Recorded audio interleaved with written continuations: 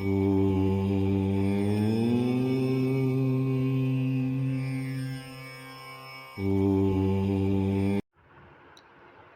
संहिता के द्वितीय खंड के 24वें अध्याय में हम आज शिव की आज्ञा से सती द्वारा श्री राम की परीक्षा के बारे में जानेंगे। नारद जी बोले, हे ब्राह्मण, हे महाप्राज्ञ, हे दयानिधे, आपने मुझे भगवान शंकर तथा देवी सती के मंगलकारी चरित्र के बारे में बताया। हे प्रभु, मैं महादेव जी का सपत्नीक यश वर्णन सुनना चाहता हूँ। कृपया अब मुझे आप यह बताइए कि तत्पश्चात शिवजी व सती ने क्या किया। उनके सभी चरित्रों का वर्णन मुझसे करें। ब्रह्मा जी ने कहा, मुने, एक बार की बात है कि सती जी को अपने पति का वियोग प्राप्त हुआ। यह वियोग भी उनकी लीला का ही रूप था, क्योंकि इनका परस्पर वियोग तो हो ही नहीं सकता है। यह वाणी और अर्थ के समान है। यह शक्ति और शक्तिमान है तथा चित्र स्वरूप है। सती और शिव तो ईश्वर है। वे समय समय पर नई नई लीलाएं रचते हैं। सूत जी कहते हैं, महर्षियों, ब्रह्मा जी की बात सुनकर नारद जी ने ब्रह्मा जी से देवी सती और भगवान शिव के बारे में पूछा। भगवान शिव ने अपनी पत्नी का त्याग क्यों किया? ऐसा किस लिए हुआ कि स्वयं वर देने के बाद भी उन्होंने देवी सती को छोड़ दिया? प्रजापति दक्ष ने अपने यज्ञ के आयोजन में भगवान शिव को निमंत्रण क्यों नहीं दिया और यज्ञ स्थल पर भगवान शंकर का अनादर क्यों किया? उस यज्ञ में सती ने अपने शरीर का त्याग क्यों किया तथा इसके पश्चात वहाँ पर क्या हुआ? हे प्रभु, कृपा कर मुझे इस विषय में सविस्तर बताइए। ब्रह्मा जी बोले, हे महाप्राज्ञ नारद, मैं तुम्हारी उत्सुकता देखकर तुम्हारी सभी जिज्ञासाओं को शांत करने के लिए तुम्हें सारी बातें बताता हूँ। ये सभी भगवान शिव की ही लीला है। उनका स्वरूप स्वतंत्र और निर्विकार है। देवी सती भी उनके अनुरूप ही है। यह एक समय की बात है। भगवान शिव अपनी प्राणप्रिया पत्नी सती के साथ अपनी सवारी नंदी पर बैठकर पृथ्वीलोक का भ्रमण कर रहे थे। घूमते घूमते वे दंडकारण्य में आ गए। उस वन में उन्होंने भगवान श्री राम को उनके भ्राता लक्ष्मण के साथ जंगलों में भटकते हुए देखा। वे अपनी पत्नी सीता को खोज रहे थे, जिसे लंका का राजा रावण उठाकर ले गया था। वे जगह जगह भटकते हुए उनका नाम पुकार कर उन्हें ढूंढ रहे थे। पत्नी के बिछुड़ जाने के कारण श्री राम अत्यंत दुखी दिखाई दे रहे थे। उनकी कांति फीकी पड़ गई थी। भगवान शिव ने वन में राम जी को भटकते देखा, परंतु उनके सामने प्रकट नहीं हुए। देवी सती को यह देखकर बड़ा आश्चर्य हुआ। वे शिवजी से बोली, हे सर्वश, हे करुणानिधान सदाशिव, हे परमेश्वर, ब्रह्मा विष्णु सहित सभी देवता आपकी ही सेवा करते हैं।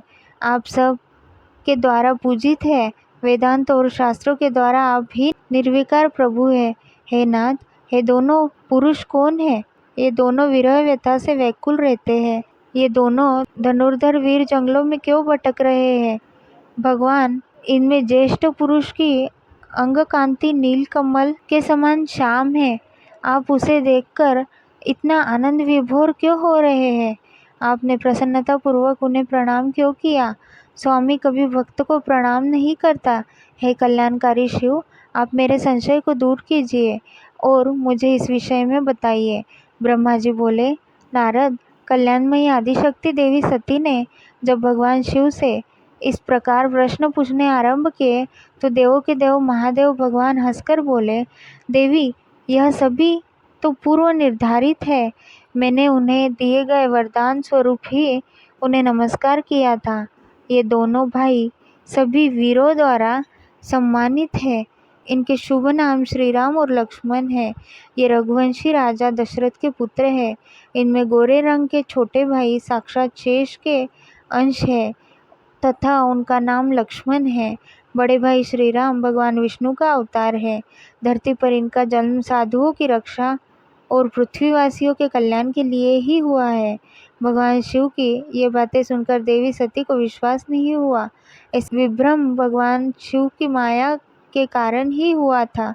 जब भगवान शिव को यह ज्ञात हुआ कि देवी सती को उनकी बातों पर विश्वास नहीं हुआ है, तो वे अपनी पत्नी दक्ष कन्या सती से बोले, देवी, यदि तुम्हें मेरी बातों पर विश्वास नहीं है तो तुम स्वयं श्री राम की परीक्षा ले लो। जब तक तुम इस बात से आश्वस्त न हो जाओ कि वे दोनों पुरुष ही राम और लक्ष्मण हैं और तुम्हारा मोह न नष्ट हो जाए, तब तक मैं यही बरगद के नीचे खड़ा हूँ। तुम जाकर श्री राम और लक्ष्मण की परीक्षा लो। ब्रह्मा जी बोले, हे महामुने नारद, अपने पति भगवान शिव के वचन सुनकर सती ने अपने पति का आदेश प्राप्त कर श्री राम लक्ष्मण की परीक्षा लेने की ठान ली। परंतु उनके मन में एक ही विचार उठ रहा था कि मैं कैसे उनकी परीक्षा लूँ। तब उनके मन में यह विचार आया कि मैं देवी सीता का रूप धारण कर श्री राम के सामने जाती हूँ। यदि वे साक्षात विष्णु जी का अवतार है तो वे मुझे आसानी से पहचान लेंगे, अन्यथा वे मुझे पहचान नहीं पाएंगे।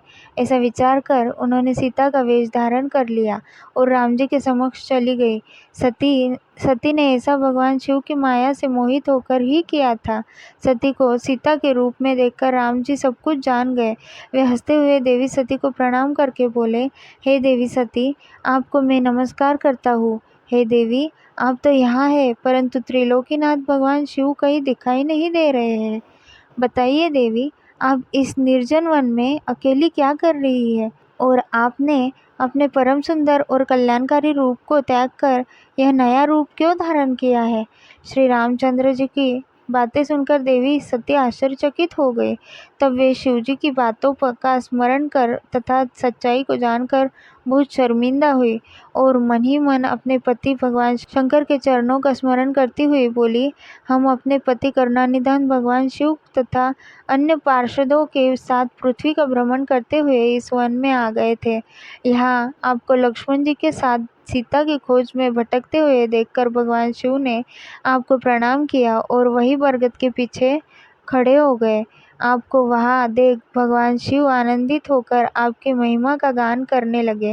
वे आपके दर्शनों से आनंद विभोर हो गए। मेरे द्वारा इस विषय में पूछने पर जब उन्होंने मुझे बताया कि आप श्री विष्णु के अवतार हैं, तो मुझे इस पर विश्वास ही नहीं हुआ और मैं स्वयं आपकी परीक्षा लेने यहाँ आ गई।